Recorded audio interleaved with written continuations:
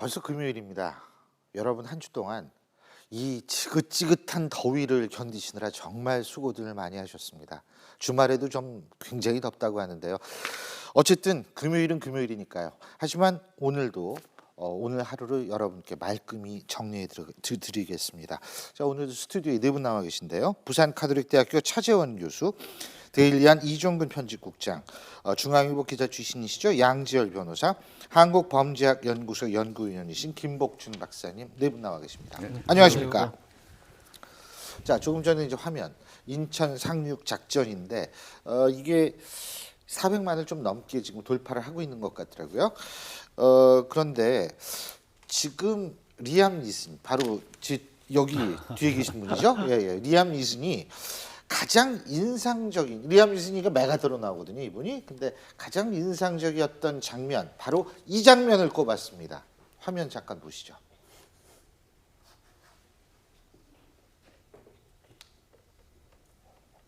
예, 지금 왜 후퇴하지 않았는 거? 후퇴라는 상관의 명령이 없었습니다. 라는 것. 예. 그래서 언제까지 거기 있을 것인가? 철수 명령이 있을 때까지 지킬 겁니다. 적들과 싸울 수 있게 무기와 탄약을 보내주십시오.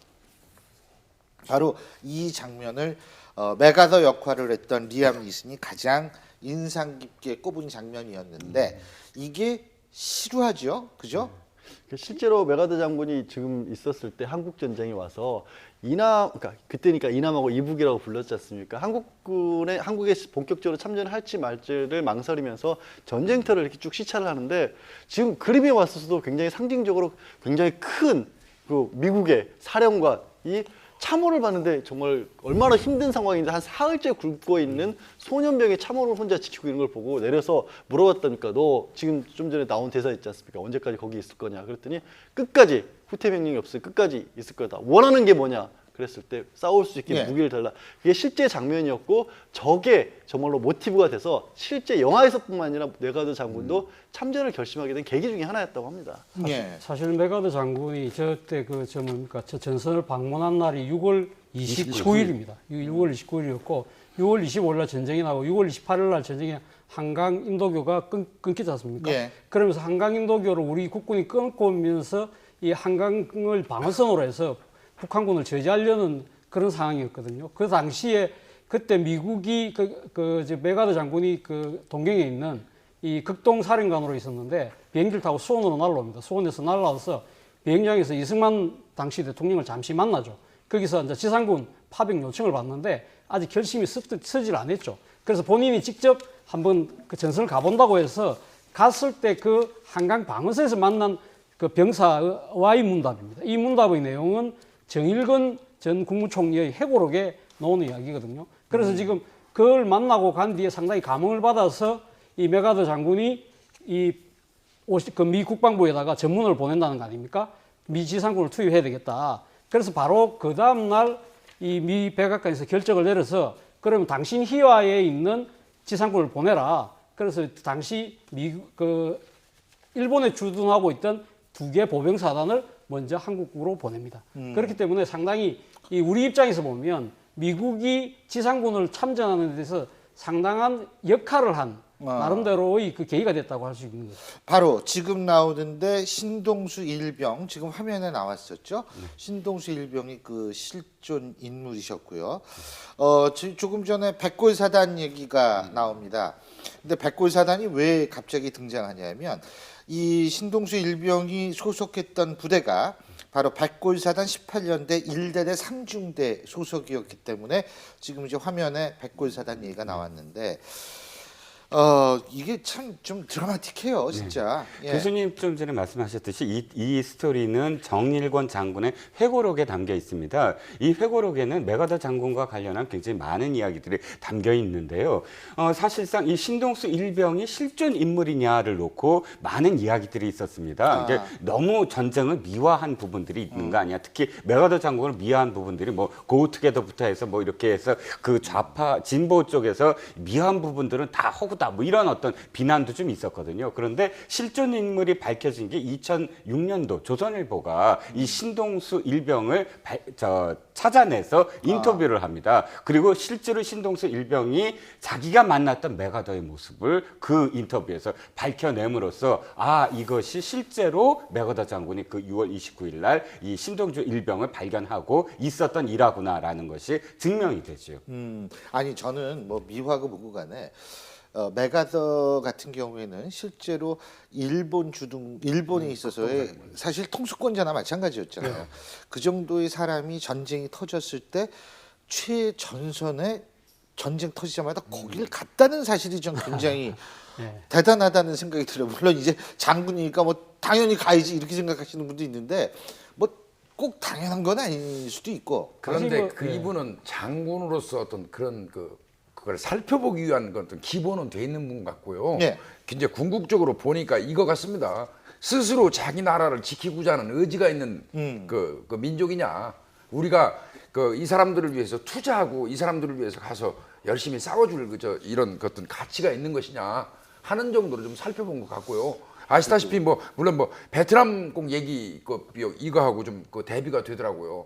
미군이 뭐 여러 가지 뭐 정황이 있어가지고 베트남에서 철수는 했겠지만요.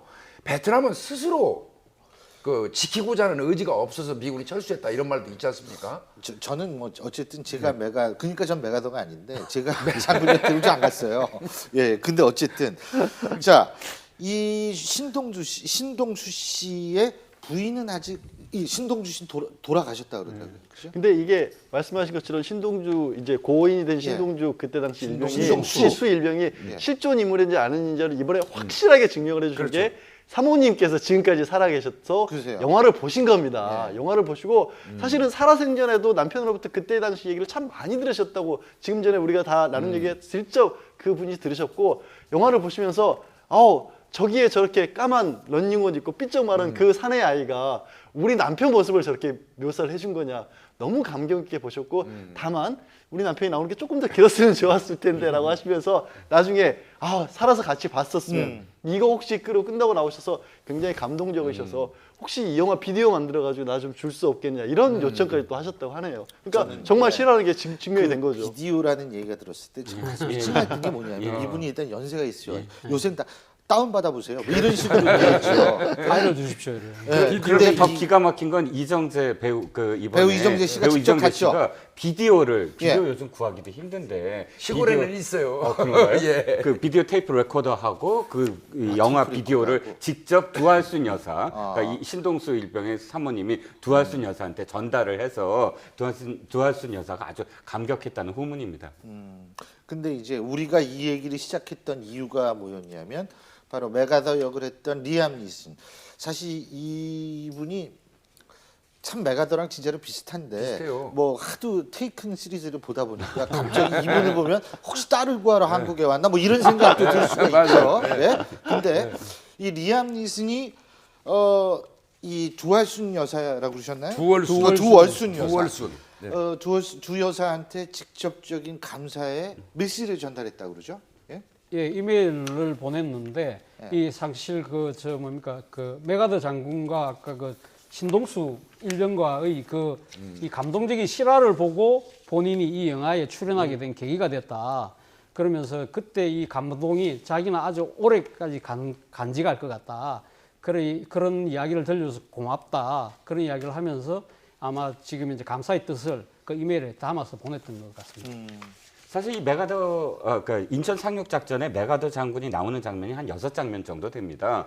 근데 나머지 장면들은 일본 사령부에서 일본에서 같은 그런 군인들 장교들하고 장군들하고 싸우는 장면이죠. 뭐냐면 장군들은 이거 5,000분의 1도 확률이 안 된다. 인천 상륙 작전 불가능하다. 대통령 나오고 싶어서 하는 거 아니냐? 그렇죠. 이런 대사도 나와요. 그렇죠. 네. 그런데 아주 설득을 하죠. 이건 가능하다. 근데 이 장면 그런 장면들은 사실 우리가 좀 이야기도 많이 듣고 또 인천 상륙작전 그러면 메가더가 떠오르지 않습니까? 그리고 이 실행을 했기 때문에 그 장면들에 대한 감흥은 크지 않는데 사실 이 소년병에 대한 장면들은 나중에 20대들한테도 얘기를 들어보면 이 장면은 정말 굉장히 감격적이다, 감동적이다라고 이야기합니다. 그러니까 지금 사실 이 영화가 400만이 가까이 들었는데 많은 평론가들이 이 스토리가 너무 심파하고 또 이게 사실 굉장히 좀 뭐 영화가 너무 이 애국심에 호소하는 거 아니냐고 평점을 낮게 줬는데도 불구하고 많은 관객들이 8점, 뭐 9점을 준 건 이유는 뭐냐면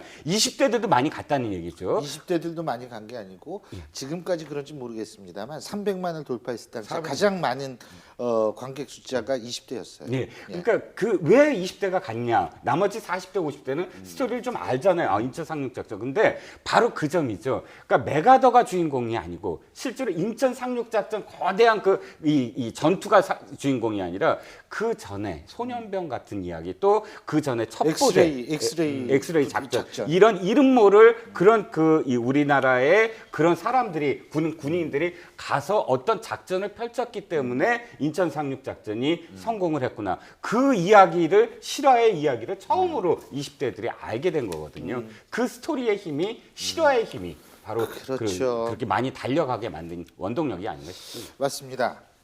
어쨌든 이 인천 상륙작전이라는 것이 제가 볼 때에는 여러 사람한테 새롭게 각인될 수 있는 계기는 분명히 됐을 겁니다. 그리고 또 하나는 정말 인천 상륙작전뿐만이 아니라 한국정권 때 쓰러져간 수많은 이름 없는 그런 영웅들에 대한 관심을 다시 한번 일깨우게 하는 그런 계기가 되지 않았나라는 생각이 듭니다.